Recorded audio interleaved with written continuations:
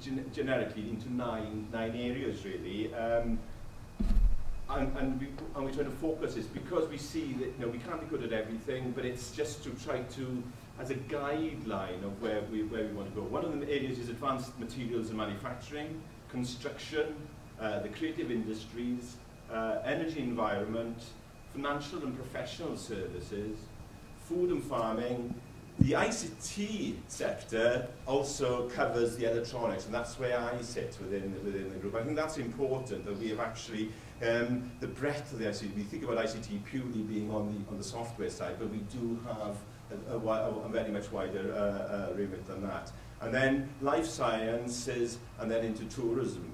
And I think in industries where you sit and the companies that you work for, I think you are in a certain part of that sector for maybe a specific time. You then may move forward then into, you may sit today in the electronics sector, but because you're involved in materials and things, and you may become involved with the advanced materials and manufacturing side of it, and even the life science in particular. We've been talking today about the sensor technology, because that may be the area. But the main thing is that we've got me as a point of contact, then we can actually move you and slot you in, possibly, into the right area at the right time and the appropriate time for that. So we want to help. So if you go into one site, you're not going to stay there forever and a day. It's for that particular time.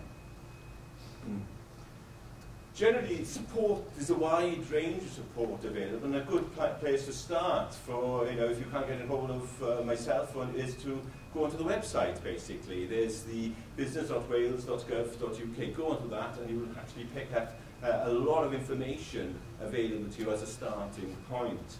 And that's also followed by an 3000 number, which will actually guide you in again to more specific. And that's important because it's about finding and then getting into the right place at the right time. We can also take, once we are, or when I'm, or myself or some of my colleagues are working with you, then you can actually have then direct contact to us, and we will work with you and specifically try to tune things to what you require. Moving forward slightly now, funding for growth. I think we all talked about that, because that's what it's about really, is looking forward. There's a whole range of different financial access to finance, different types of pots of money available, like the local investment fund is run by the local authorities, and that's quite useful in doing very quick.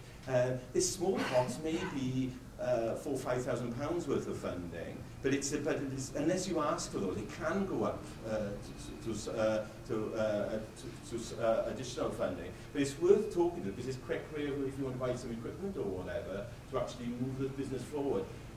On top of that, by working with the local authorities where you're located here in Wales, then you tune yourself and get yourself known within there, and they want to. When they know about the prison, they're very keen to assist you, because it's very important for them for the areas. Moving forward then into Finance Wales, they have a wide range of financial, and it's all tailored to what is best for you, really. So, there's a range, there's different methods of the way they could possibly fund you, but you need to actually put together a business case. I think that's the thing with any support mechanism, that you have a business case. There's a commercial case. We were talking, some of our colleagues were talking earlier today about, is there a product at the end of the line that is actually going to generate revenue for you? Would you do it? If there isn't, would you need to do it, or would you do it? If there is financial, then it's a business case for thinking about it and moving and committing resources possibly for that. But you need to plan. And that's the questions I would be asking as a development person here, talking to you as a company, is asking the business case. Is it a commercial business? Are you selling more than one of those? Is there can you compete? Are you going into the right industry? Have you got supporting information? Have you done your research? I'll ask you awkward questions, not to be awkward, but to actually help you so that you reduce the risk of failure, and increase the chances of success, actually. Finance Wales, we all work it together anyway. It's not in isolation, and it may be different package from Finance Wales may be the way forward for you. They will take, you know, they can do some microloans, mixed equity, take equity stakes in the business, but it's all looking for growth. That's the thing. You have to make a decision if that's the right decision for you. But talk to us, and I think that's important. Also, they've got business angels and venture capitalists that you can actually access through in various ways.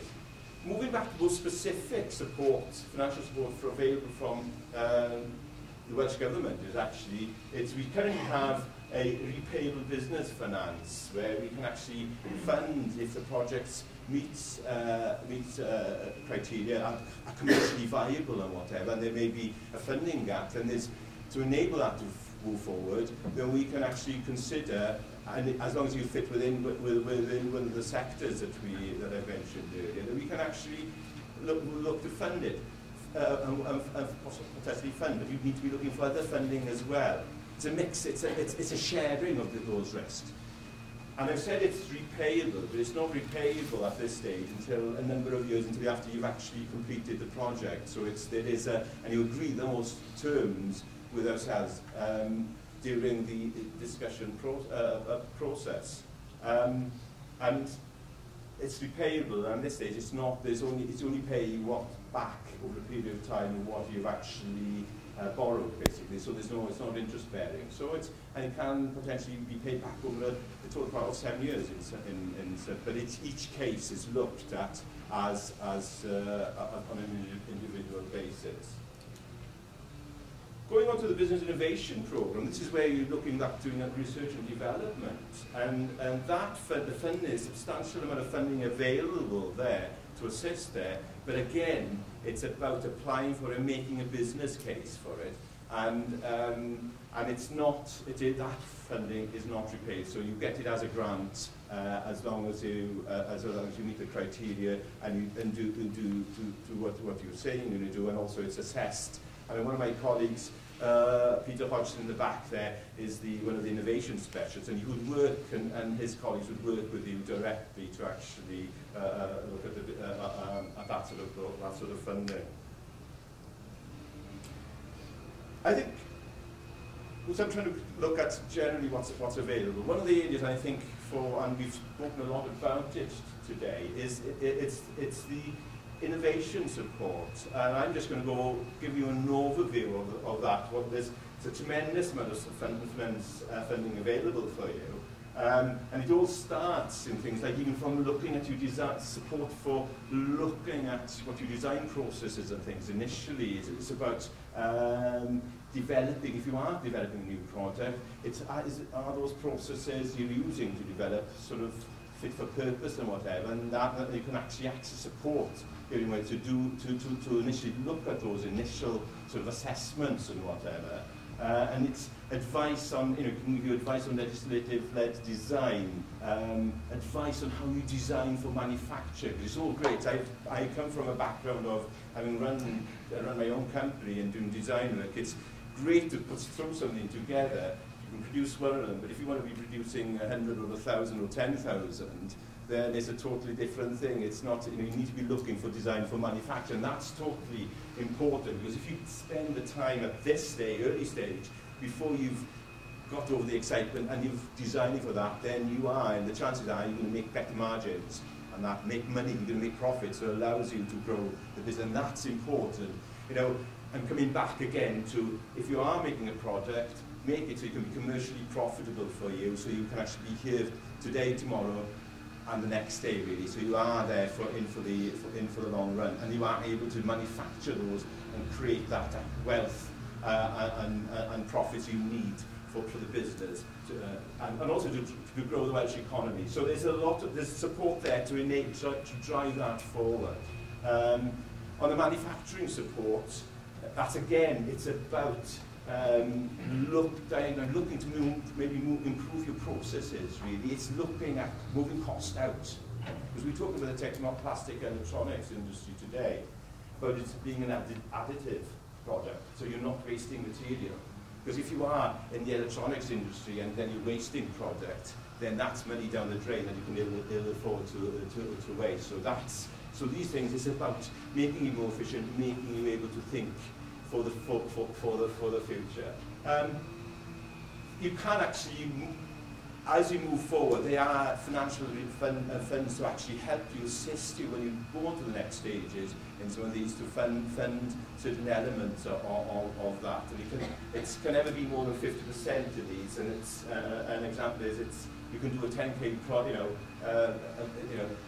maximum of 10k on the project, or maybe 20,000. So, but each case is looked at individually. You need to be talking to my innovation colleagues.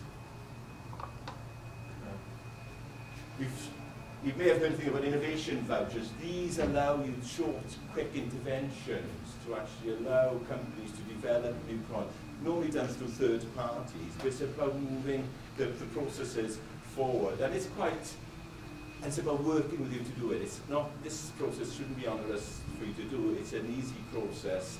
But talk to us about it. And I'm sure you've got in your mind, you've got a number of projects that you'd like to undertake in the future. So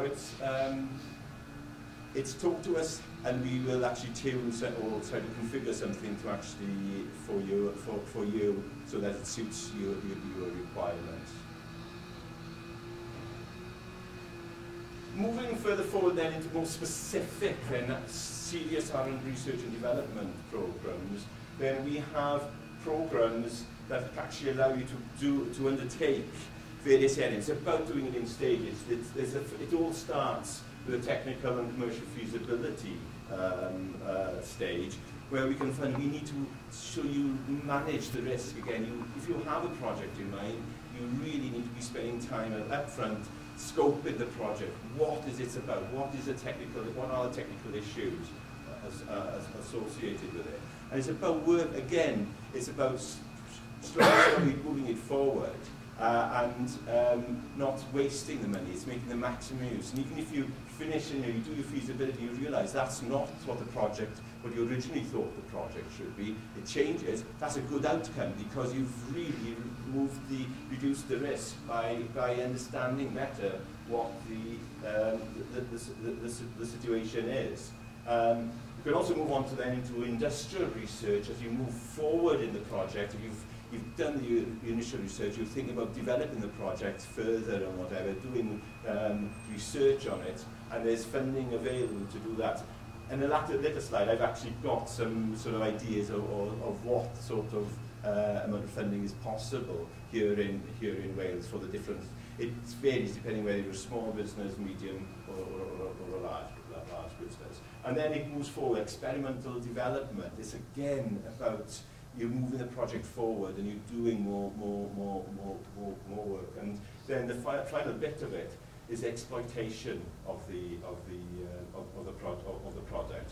And this we want that because we want commercial success, really, because that's the end, is that you are, as a company, producing a product that you're selling. You're selling it by the thousands and whatever, and generating new revenue. Because the more successful you are, the more successful we are here in Wales, and that's important.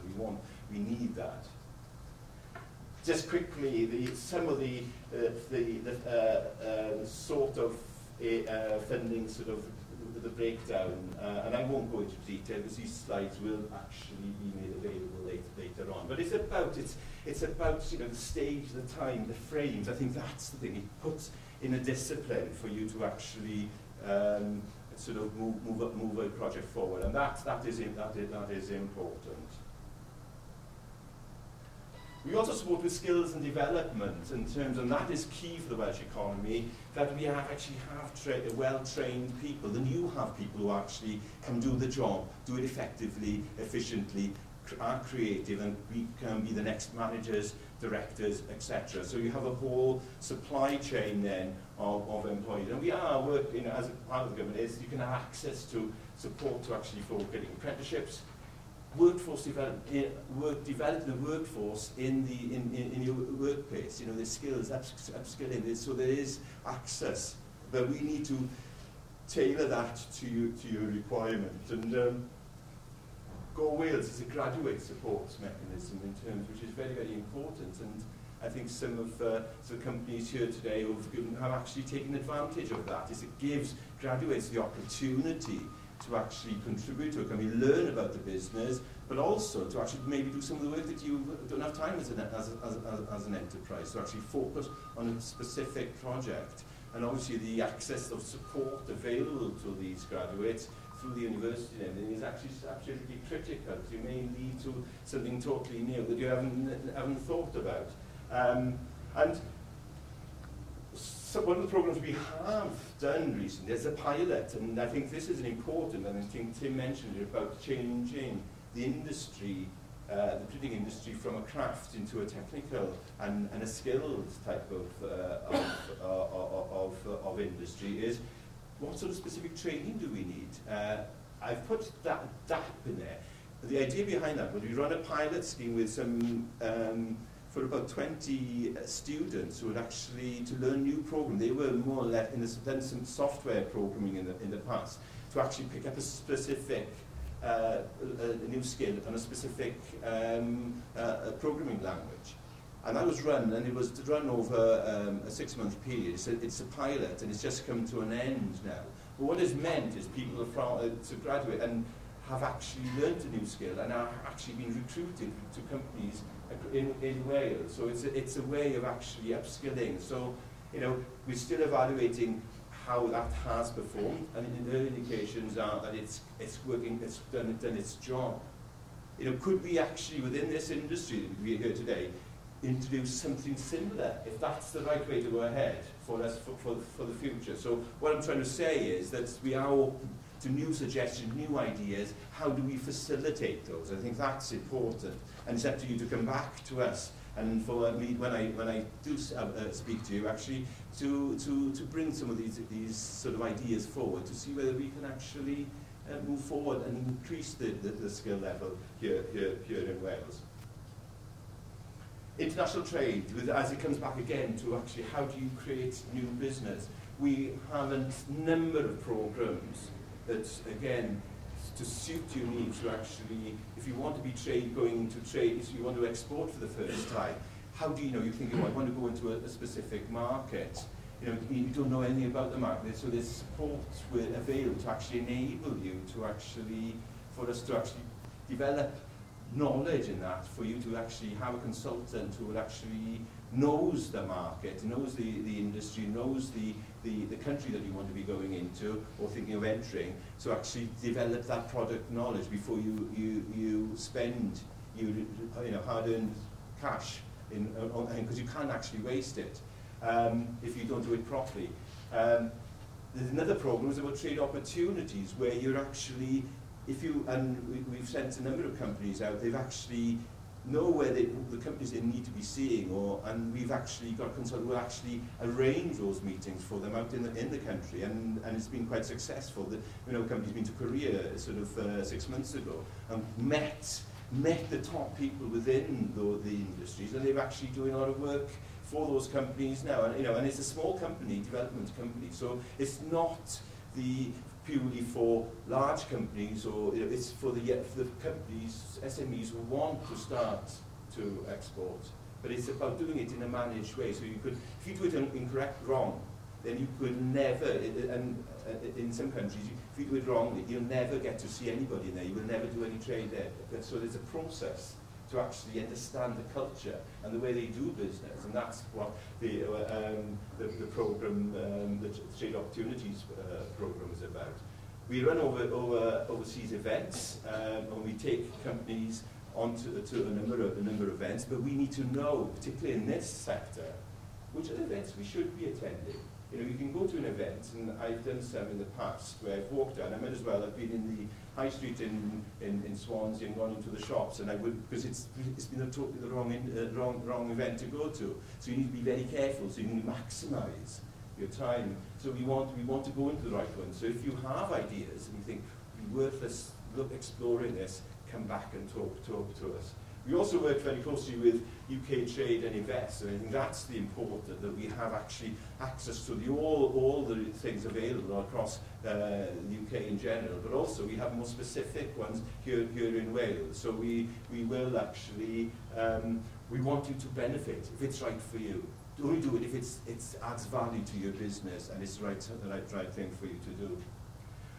An example of a trade event we went earlier to some of our companies to in February this year to Barcelona, and that was, you know, took about 8 or 9 companies, and they met. It was a massive. It was one of the major events. But there are others we want to be doing over the next 12, 18 months. We need to plan for them. So this is the importance of you talking to us, to me, and letting us we know what you require. That brings me to the end of my presentation. It's been a privilege to be here today. I've learned a lot. I've learned a lot from talking to people and listening to you. And I think the BT advert was going back. It's good to talk, isn't it? Thank you.